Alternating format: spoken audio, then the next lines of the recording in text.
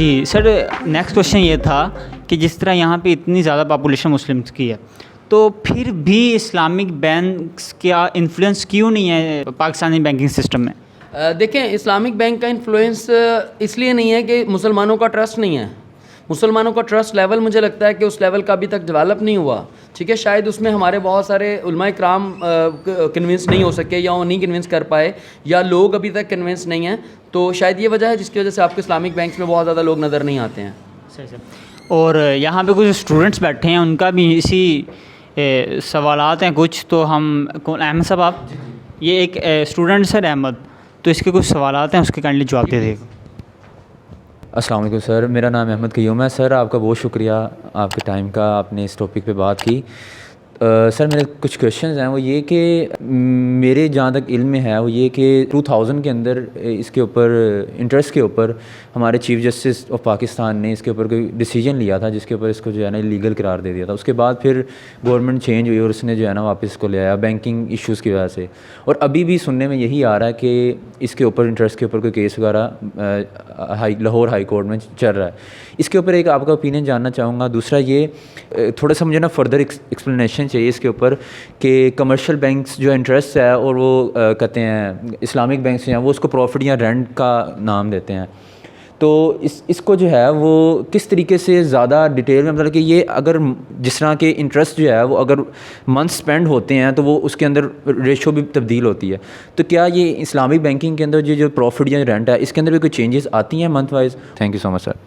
अहमद, आपने बहुत ही ज़बरदस्त, बहुत ही टेक्निकल पेचीदा सवाल जिनको कहते हैं आपने वो किए हैं। तो अहमद के इन पेचीदा सवालों के जवाब देखें। पहला जो आपने सवाल किया कि जी आपका जो डिसीजन कोर्ट का आया था, देखें डिसीजन कोर्ट का आने का मतलब है कि आप और मैं गए इस्लामिक उसका स्टेट का रेफरेंस दिया और हमने कह दिया सूद हराम है इस्लाम में, तो वो स्टेट कोर्ट ने दे दिया। लेकिन बात यह है कि वो कानून तब बनेगा जब आपकी पार्लियामेंट जिसे हम कहते हैं वो उसको अप्रूव करेगी। अब पार्लियामेंट में जाने के बाद वो अप्रूव नहीं होता, राइट। तो वहाँ पर कुछ लोग जो है उसको अपोज करते हैं या कुछ उसको, बल्कि पार्लियामेंट में शायद ये मैटर आता भी नहीं है, मेरे ख्याल से पहुंचता नहीं है। अगर पहुंचे तो शायद बहुत सारे लोग जो है एक्सपोज हो जाए, ठीक है, क्योंकि वो चाहते हो तो पार्लियामेंट में आ भी जाए। तो बात ये है कि इसके ऊपर तो ज़ाहिर है कानून लेजिस्लेशन आपकी पार्लियामेंट ने करना है, तो पार्लियामेंट जब लेजिस्लेशन करे तो उसके बाद ये कानून जो होगा वो इस्लामिक बन जाएगा, ठीक है। तो ज़ाहिर है इसके ऊपर इससे ज़्यादा नहीं मैं कह सकता कुछ भी। क्यों नहीं है, ज़ाहिर है आप और हम समझते हैं कि क्यों नहीं है, क्योंकि हमारे पार्लियामेंटेरियंस चाहते नहीं हैं। दूसरा आपका सवाल था कि जी इस्लामिक बैंक्स जो प्रॉफिट का नाम देते हैं वो कन्वेंशनल बैंक जो है वो उसको इंटरेस्ट का नाम देते हैं।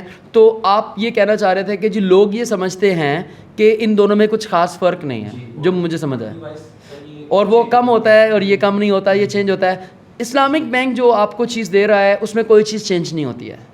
इस्लामिक बैंक में अगर आप किराएदारी का एग्रीमेंट जिसे इजारा कहते हैं वो अगर आप उसमें जाते हैं तो इस्लामिक बैंक ये कहता है जेंटलमैन आपने ये जो घर लिया है, मैं आपको बहुत शॉर्ट करके बताऊंगा क्योंकि ज़्यादा टाइम मैं ले नहीं सकता।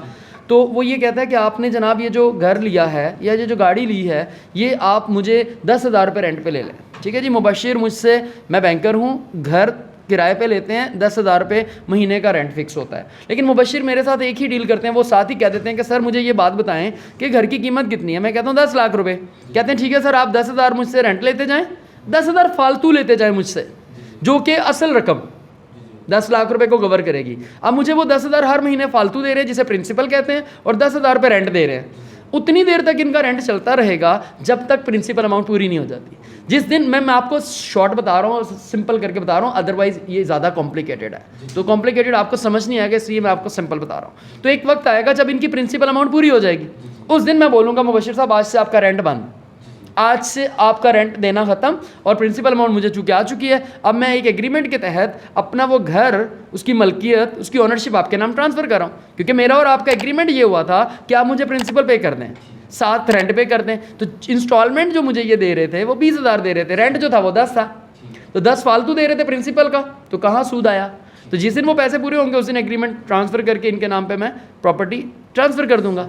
ठीक हो गया, ये सवाल था। अब इसमें कहाँ बढ़ा कहीं कम हुआ, कुछ भी नहीं है। रेंट भी बढ़ता है, रेंट के हिसाब से अगर कोई चीज़ बढ़ जाए किसी वक्त पे तो अलग बात है। इस्लामिक बैंक्स दावा करते हैं कि अगर आप गाड़ी हमसे लेते हैं और आप समझते हैं कि अगले 6 माह आपने गाड़ी इस्तेमाल नहीं करनी, तो आप 6 माह का रेंट पे नहीं करेंगे, जिसे आप किस्त कहते हैं, वो आपसे चार्ज नहीं करेंगे। लेकिन उसकी शर्त यह है कि गाड़ी आपने उनके वेयर हाउस में खड़ी करनी है। ये इस्लामिक बैंक्स दावा करते हैं। हम सर के बहुत मशकूर हैं कि उन्होंने अपना कीमती वक्त निकाला और हमारे बहुत सारे सवालों का जवाब दिया और हमारे बहुत सारे थॉट्स क्लियर किए इन्होंने।